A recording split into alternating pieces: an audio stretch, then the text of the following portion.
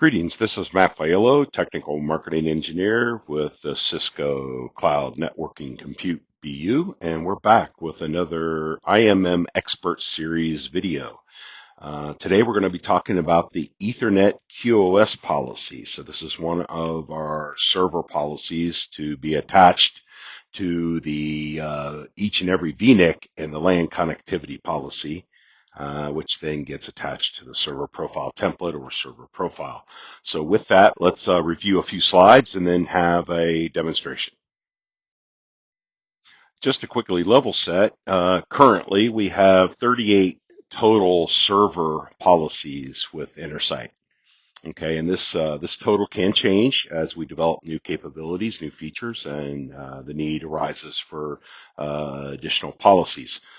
Case in point, we're going to have a future scrub policy, so you will see that in this list as well. Okay, so of those 38 total policies, considering Intersight Managed Mode or FI attached, okay, we're only going to be addressing really 29 policies in this series. The highlighted policies you see here apply to standalone C-series or domain profiles on the domain policy side, so that will be addressed separately. But we're going to concentrate on just the policies for Intersight Managed Mode server profiles. And that brings us to the policy we'll be discussing, the Ethernet QoS policy. And of course, that's located in infrastructure service. If we go down to policies, and then we can use our UCS server filter here and then select Ethernet QoS. All right, so let's talk a little bit about this Ethernet QoS policy. So the policy gives you a way of performing traffic shaping on a per VNIC basis. It gets attached to each and every VNIC that's part of your LAN connectivity policy. So you could have different VNICs, different use cases, different VLANs, and you could fabricate a Ethernet QoS policy to meet the needs of each of those use cases or VNICs. As such, okay, the policy doesn't work alone. It works in conjunction with the system QoS policy. That's a domain policy, part of your domain profile that gets attached and deployed down to the fabric interconnects. Okay, it really does give you the ability to shape traffic at the VNIC level. Okay, and things like priority of packets flowing through the pipe. Maybe video priority, video packets have more priority than perhaps email, okay, packets. So different use cases, different VNICs, different QoS policies. So we can affect our MTU. Are we doing jumbo frames or regular size frames? We can rate limit the bandwidth of a particular VNIC. We don't want to give it 40 gigs. For instance, we want to give it 1 gig or 10 gig. We can rate limit that VNIC, okay? And also no drop behavior, okay? So it's an important policy, but also by and large, if we're not saturating the pipe, if we're not filling the pipe that exists, okay, we're not really applying this policy per se. Aside from the rate limiting. If you choose to rate limit, then we will rate limit you with the capabilities of this. But we're not going to enforce priority, okay, if there's no congestion sensed on the wire. As far as queues, there are 8 total queues that can be that make up the system, right? 2 are internal, so you don't even see those. That leaves us 6 usable classes. You think you're platinum and gold and silver, etc. 2 total classes of those 6 can be no drop, okay, while the other 4 have to be a drop. So if you were to configure all 6 classes, only 2 of those can be no drop. And just FYI, Fiber channel is always configured and it's always no drop. And that kind of leaves you with one other class to be no drop. So maybe that's your platinum class in addition to the default fiber channel, which cannot be edited. That's always going to be no drop. So is this policy required?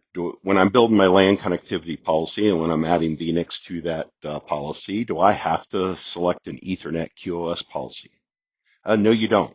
Okay, the server profile will deploy just fine in the absence of an Ethernet QoS policy. I will mention though, on the domain side for the domain profile, the system QoS policy is absolutely required. You'll get a failed deployment error message on your domain profile if you do not attach a system QoS policy to the domain profile. Now, as far as whether you should use this or not, that, you know, the defaults are the defaults, and a lot of customers' use cases are not absolutely filling the pipes to congestion. Okay, so in the absence of any specific guidance, you can craft the policy and simply use the defaults. And again, that largely what's behind that is we don't enforce classes of traffic if there's no congestion sensed on the wire. And I alluded to a use case earlier as far as why you would want to use these. Well, different traffic types have different necessities, different priorities. Obviously, if you're streaming things, you don't want glitches. Okay, you want that traffic to be prioritized over other less time sensitive traffic like email or even backups. Now, as far as verification goes, so you've built a Ethernet QoS policy and you've attached that to your server profile or server profile template. And you've attached that to a server and deployed the server profile down to the server. If you want to kind of check the endpoint and verify at the endpoint the correct settings, a way to do that is to simply do a query to the Redfish API. So what I've done here is I've got a command string here, and I'm going to actually show this at the end of the video during the demonstration. But this long command here will query based on the server CIMC IP address. So you have to have an IMC access policy configured correctly. So the IMC has an IP address, okay? And then you're going to pick the actual server ID, okay, that you're going to query, okay? And then finally the device ID for the network adapter, okay? And then specifically, we're gonna pick on VNIC 0 or VNIC 1 or VNIC 2, whatever VNIC that you want to check. So again, we'll show this live and during the demonstration. And as we've done with all IMM Expert Series videos, I like to show a graphic that shows kind of the relationships between a server profile template or server profile, okay, and the actual policy we're discussing. So I've alluded to this in dialogue, but obviously you create a LAN connectivity policy that attaches to the server profile template. Now, when you're creating that LAN connectivity policy, as you go in and you're starting to add VNICs, then you have these other selections for other policies, one of which is the Ethernet QoS. So you can absolutely see this gets applied on a per VNIC basis for the LAN connectivity policy.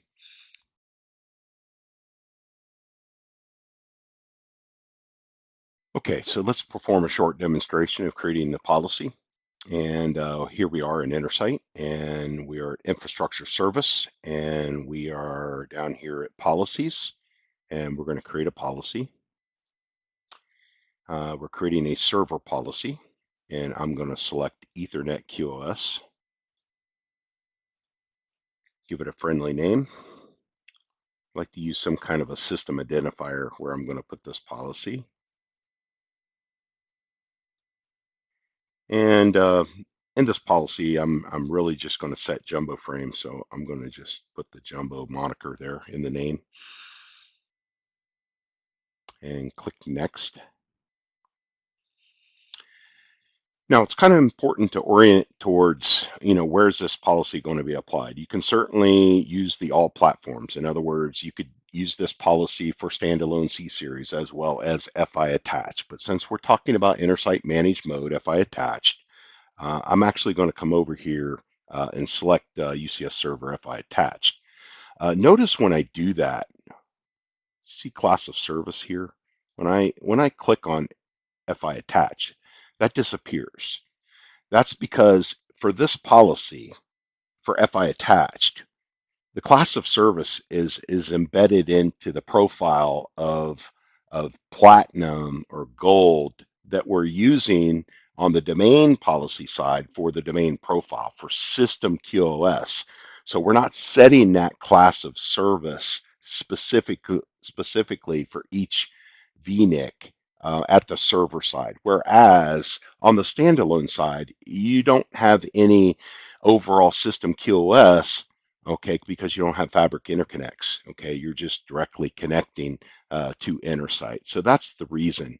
And for that reason, and because that disparity in the different ways of the architecture, it's personal preference, but I like to craft the policy for the intended architecture that I'm using. So in other words, I'm going to stick with UCS Server FI attached.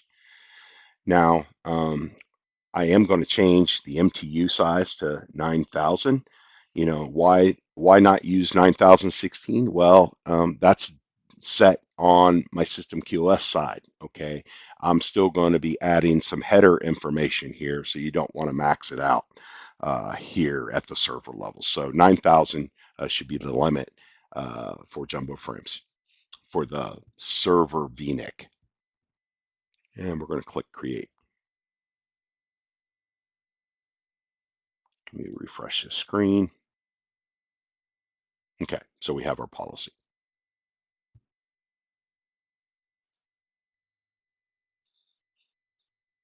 Okay, so as far as verification goes, I showed a Redfish API query earlier in the slides.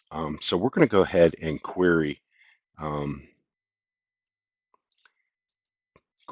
that server that we attached the QoS policy to the server profile, then updated and deployed the server profile down to the server. So, you know, this answers the question, you know, how do I verify at the endpoint? Okay, so if we make this API call, and I'm doing this against VNIC 0, I see my endpoint here. And if I scroll back up to the top here, I can see that my MTU size is indeed 9,000. So just a kind of a simple verification that you can do against the endpoint. And again, you have to have a couple things in advance. Okay, you have to know the CIMC IP address. Okay, you need to know the user account and password that you're going to use as part of your local user policy on the server profile, how to get into the CIMC. You're going to have to know the serial number or the ID of the server itself. And of course, you can get that in the UI or do additional queries in the API, as well as the device ID. Okay, in this case, our VIC adapter. Okay, and specifically, I'm going against VNIC 0. I could also do this against VNIC 1. I've only got 2 VNICs on this particular server. So hopefully that helps a little bit with the verification.